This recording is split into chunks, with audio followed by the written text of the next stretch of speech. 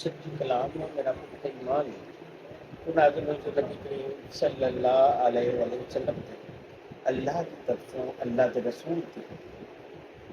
پھر میں اللہ اور اللہ کے رسول کا واسطہ دے کے سوال کر رہا، انتہائی پریشان نے، طرح طرح کی پریشانیاں نے، گھریلو پریشانیاں نے، بیوی بچیاں کی طرفوں پریشانیاں نے، بھائیاں کی طرفوں پریشان نے، دماغ بالکل کام نہیں کر رہا، کیا قدرت کی طرفوں میں، کیا اللہ کی طرفوں میں، کیا انہوں کی اپنی لاپرواہی اپنی کوتاہی ہے، انہوں نے بیوی چھڈ کے جا چکی ہے، قدرتی مسئلہ ہے، اللہ کی طرفوں مسئلہ ہے، اپنی لاپرواہیاں نے، اپنی کوتاہیاں نے، کیا کسی نے کوئی جادو یا کوئی بندش یا کوئی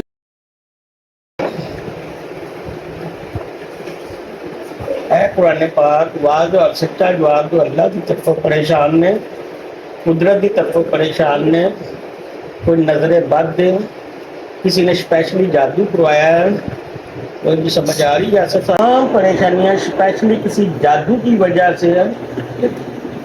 میں تو نہیں گھما رہا، آپ تو نہیں گھما رہے، اور قرآن بالکل واضح جواب دے رہا ہے۔ اللہ فرماتا ہے میں نے اس کو اپنی زبان بنا کے بھیجا، اب زبان کو چلانے کے لیے اس کا وجود قائم کرنا پڑتا ہے۔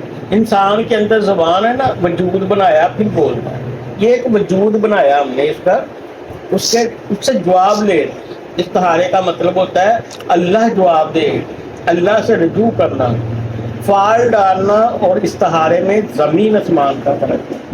فعال جو ہوتی ہے وہ گنتی کی جاتی ہے، وہ انڈائریکٹ ہے، یہ ڈائریکٹ ہے۔ دنیا میں جو سسٹم چل رہا ہے ڈائریکٹ اور انڈائریکٹ کا چل رہا ہے۔ انڈائریکٹ ہوتا ہے کسی کے وسیلوں سے، ٹھیک ہے، یہ ڈائریکٹ ہے اللہ سے رجوع۔ اللہ کے نبی صلی اللہ علیہ وسلم فرماتے ہیں جب کوئی کام کی سمجھ نہ آئے اس کا استخارہ کیا کرو، کوئی کام کرنا ہے تو اس کا استخارہ کرو، اب اس سے بڑا استخارہ کیا ہو سکتا ہے؟ ٹھیک ہے، اب یہاں ہم نے جادو تک پوچھ لیا، اب ہم پوچھیں گے اس کا علاج کیا، کس طریقے سے انہوں نے ٹھیک ہونا ہے۔